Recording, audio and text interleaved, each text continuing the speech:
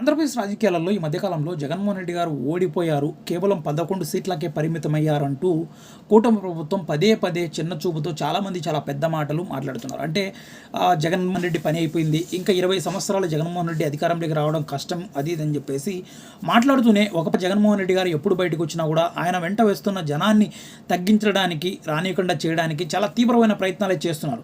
ఒక రకంగా అయితే కొన్న జనాల్లో కన్నా కూడా, పార్టీల మధ్యలో కన్నా కూడా జనాల మధ్య ఒక ప్రభుత్వం మధ్య వ్యతిరేకత అనేది చాలా తీవ్రంగా కూడగడుతున్నారనేది కనిపిస్తుంది.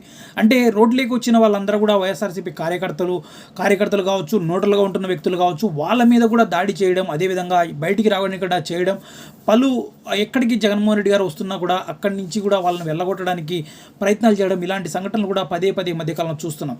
సో కాబట్టి ఇది ప్రభుత్వానికి చాలా తీవ్రమైన ఒక వ్యతిరేకతగా కాబోతుంది అనేది స్వయాన టీడీపీలో ఉంటున్న సీనియర్ నేతలు కూడా చెప్పుకొస్తున్నారనేది బలంగా వినిపిస్తుంది.